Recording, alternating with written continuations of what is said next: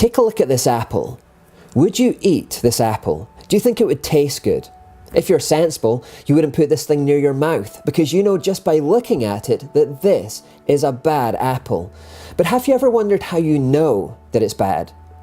The reason that you know that this is a bad apple is because at some point in your life you've encountered a good one, and consequently you know that this one doesn't meet that standard. If you didn't know what a good apple was meant to look like, you would have no idea about this one. Indeed, give this apple to a baby who hasn't seen apples before and the likelihood is that he will take a bite without hesitation. He wouldn't know any better. It's only when we have a pre-knowledge of a good one that we can recognize all the bad ones. The good becomes a benchmark by which we subconsciously compare all the rest. Whenever we define anything as good or bad, we are instinctively comparing it to an absolute standard like this. We measure an athlete's performance against personal bests or world records. We grade the quality of exam papers by how close they are to a perfect 100%. We measure darkness by how far removed it is from daylight. We always use the absolute good as a benchmark by which we can recognize and measure the bad. Imagine an alien arrives on Earth for the first time at midnight and sees this dark sky. He might believe that this is as light as it ever gets on planet Earth. After all, he would have nothing else to compare it to. At 5 a.m, however, because he now sees the light of the sun, his understanding would improve a little bit. He would now know that what he previously thought was light wasn't very light at all. However, by midday, when the sun is highest in the sky, his understanding would improve still further. Only now, having seen this absolute light, would he have a full understanding of the dark. Only now would he have a full appreciation of the difference. What he initially thought was light when he first arrived on Earth was actually darkness, and he sees that now. Even what he saw at 5 a.m. has turned out to be relatively dark by comparison. Therefore, a growing understanding of the light has given him a growing understanding of the dark, and only a perfect understanding of light has given him a perfect understanding of dark. And so it is with morality.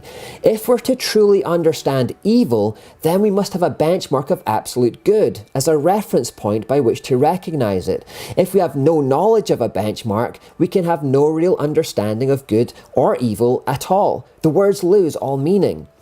And God is our benchmark. Indeed, God is the only objective and absolute reference point of good that we know of. Therefore, if we get rid of God, we become morally lost. Therefore, our understanding of the moral law completely depends on our understanding of God.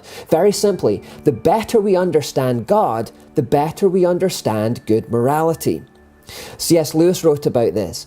When a man is getting better, he understands more and more clearly the evil that is still left in him. When a man is getting worse, he understands his own badness less and less. This is common sense, really. You understand sleep when you're awake, not while you're sleeping. You understand the nature of drunkenness when you're sober, not while you're drunk. Good people know about both good and evil. Bad people do not know about either. So using our diagram, we now know that the dividing line between right and wrong is called the moral law, and it can only exist if God exists. The moral law is in fact an expression of who God is. It stems from his character. The moral law is God's law. In fact, the American legal philosopher James Wilson said it well when he said, "It should always be remembered that this law, natural or revealed, made for men or for nations, flows from the same divine source. It is the law of God." Let's use one final metaphor to fix this in our minds. You often hear people talking about moral compasses, this inner sense of right and wrong that regulates human behaviour. Well, real compasses only work in reference to a fixed point called magnetic north, and the compass gives your bearings in relation to it.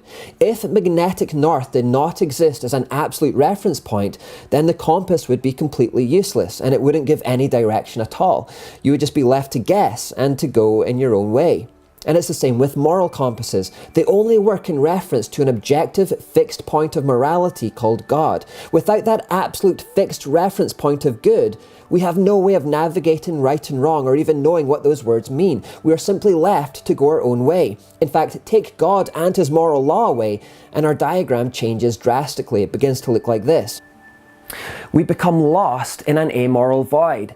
Without God, there's no longer an objective moral law to define good and evil. There's no black and white anymore. There's no boundaries. All that's left is for each individual to create their own moral code, define their own individual standards of right and wrong, go in whatever direction they think is best, and live by their own rules. People can just do whatever they want now. They become their own standard of goodness, their own moral arbiter. If they can't look outside themselves for answers, all they can do is look within their own heart.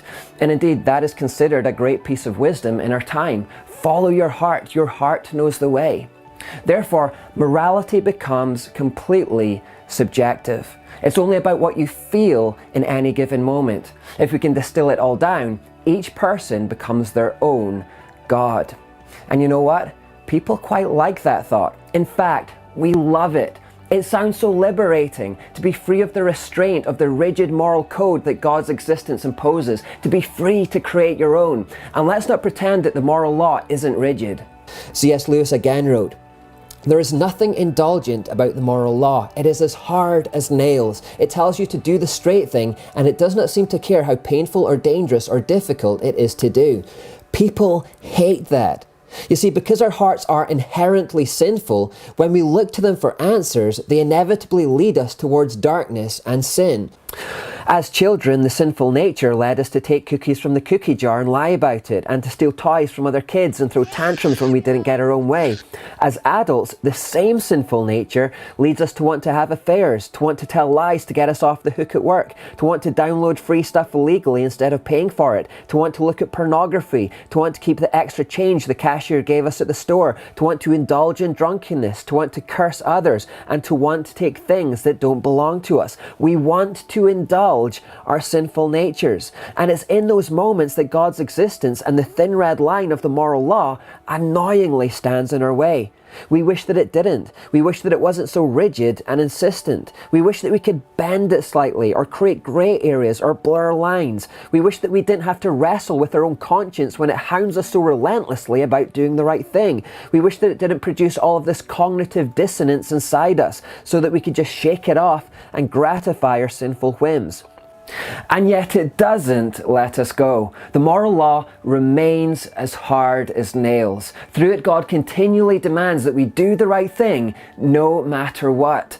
Our soul is at war with our spirit. Yet we don't give up the fight. We keep wrestling. We really, really want to sleep with that person. We are desperate to have our own way. So we keep looking for the refuge of grey areas and blurred lines. We bend and we twist. We argue with our own consciences to try to appease it, saying things like, would it really be such a bad thing if I slept with that person? Everyone else is doing it. It's kind of normal. We look for loopholes at all costs. When we've wronged someone, we say things like, they didn't apologize when they wronged me, so I shouldn't need to apologize to them now. I'm only evening up the score here. Is it really so bad? When we download the free music, we think, well, pop stars are rich. They won't miss a few pennies from this free download. Is it really so bad? When we're threatened with disciplinary action in the office, we think, well, if I lie just this once, I'll make up for it in other ways later. It's only a white lie anyway. Is that really so bad? When we're filled with lust, we say, well, how much harm does pornography really do anyway? Is it really so bad? The door to sin is always opened with the question, is it really so bad? As we try to subdue our own consciences. Or to put it another way, does the moral law really say that? We often wish that the moral law didn't say anything at all. Sometimes we wish that it only told us to do whatever we want.